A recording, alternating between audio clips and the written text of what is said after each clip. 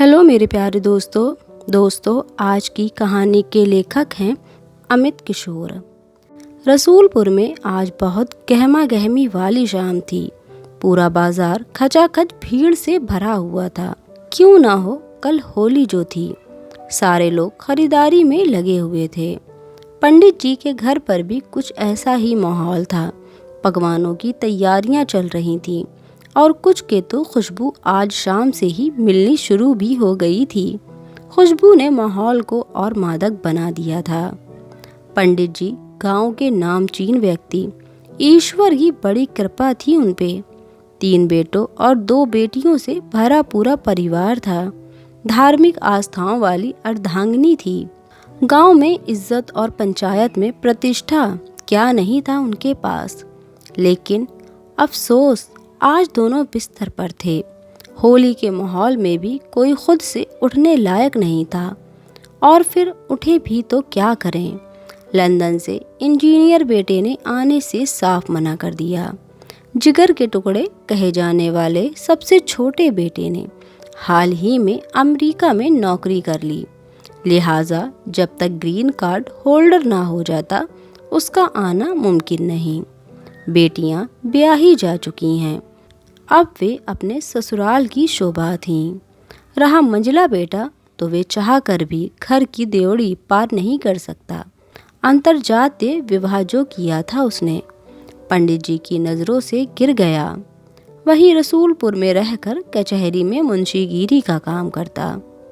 दौलतमंद और इतने प्रतिष्ठित परिवार का बेटा गरीबी में जिंदगी गुजार रहा था, पर उसने अपनी जिम्मेदारियों से कभी मुंह नहीं मोड़ा।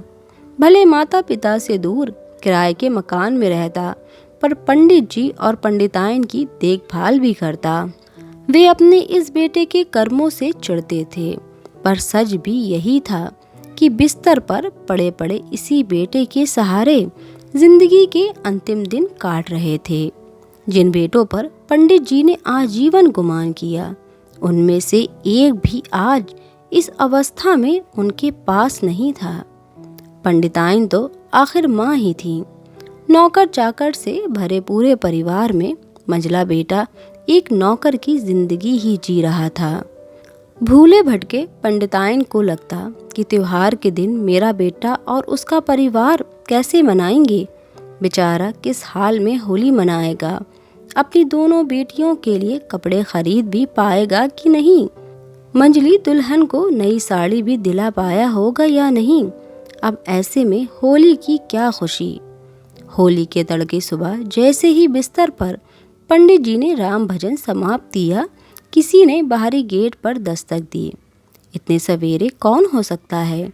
नौकर को दरवाज़ा खोलने को कहा। सामने उनकी मंझली बहू खड़ी थी, हाथ में मुट्ठी भर सामान, साथ में 2 बच्चियां।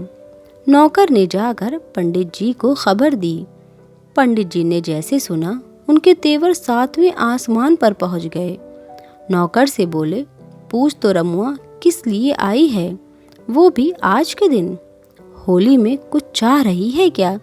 पंडिताइन ने मामले की गंभीरता को समझा और रामू से बोली, जा पहले अंदर ले आ दुल्हन और बच्चियों को। इनको कुछ भी नहीं बुझाता है। बरिस बरिस का दिन है और सब चिल्लम चिल्ली द्वार पर ही करना चाहते हैं। जा पहले ले आ उनको इधर। मंझली बहू ने सारा दुखड़ा सुनाया कि उन दोनों का मंझला बेटा कई दिनों से अस्पताल में भर्ती था। खून की उल्टियां आ रही थीं उसे। अब जब पैसे ख़त्म हुए तो बहू उनके पास कुछ मदद को आई थी। पंडित जी ने ये दुखड़ा सुन सबसे पहले यही कहा, हमारी सुनी होती तो आज ये दिन ना देख रहा होता वो। होली का दिन है। आज मेहमान लोगों को देखे हम कि अस्पताल वाले नवाब साहब को और इन बच्चियों का चेहरा दिखाकर लूटने आई है क्या तू। पंडिताइन ने भी मौन रहकर पंडित जी की बातों के लिए सहमति दे दी। फिर कुछ सोच कर कहा, आज के दिन ऐसे सड़क पर घूमेगी तो लोग क्या कहेंगे। आज के दिन कम से कम इस घर की इज्जत का ख्याल तो कर लो। बाकी कल से जो मन में आए कर लेना। रामू को आदेश दिया कि वो इसी वक्त अस्पताल जाए और सही जानकारी लेकर इत्तला कर दे। होली के माहौल में दुख का रंग पड़ चुका था। एक तरफ पंडित जी और पंडिताइन को मेहमानों की फिक्र थी, तो दूसरी तरफ अपने बेटे की भी थोड़ी चिंता समाई हुई थी। 4 घंटे बाद रामू वापस लौटा तो खबर दी। खबर अच्छी नहीं थी। डॉक्टर लोग हाथ खड़े कर चुके थे। मंझले बेटे को बचाना अब संभव नहीं था। टीबी अपने चरम पर उसकी जान लेने को आमादा थी। पंडित जी ने ये बात और किसी को ना बताने की रामू को कसम दी। होली की शाम जैसे तैसे बीती। अगले दिन अस्पताल से खबर आई कि मंझला बेटा रात में ही चल बसा। उस वक्त अस्पताल में वो अकेला था, कोई नहीं था उसके साथ।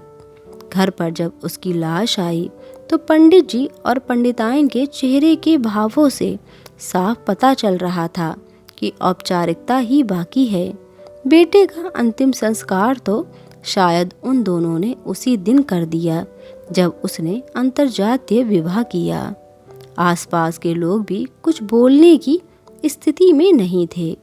पंडित जी की सबसे छोटी पोती ने पूछा, माँ, बाबूजी को यहाँ क्यों लाए हो? अपने घर ले चलो ना, यहाँ हमारा कुछ भी नहीं। मंझली दुल्हन ने बेटी को जवाब दिया, बिट्टो, यहाँ पहले भी कुछ नहीं था हमारा और आज भी नहीं है, पर जो इनका है तुम्हारे दादा और दादी का, उसे लौटाने का काम हमारा ही है। इन्हें इनका बेटा लौटाना भी तो ज़रूरी है। मोहल्ले वाले सारा तमाशा देख रहे थे। कहीं कानाफूसी चल रही थी, बातें हो रही थीं कि बेटे का कैसा विरोध कर दिया पंडित जी ने कि आज बेटा उनका वापस तो आया पर बिना प्राण के। क्या नहीं किया इस बेटे ने इन बूढ़े बुढ़िया के लिए।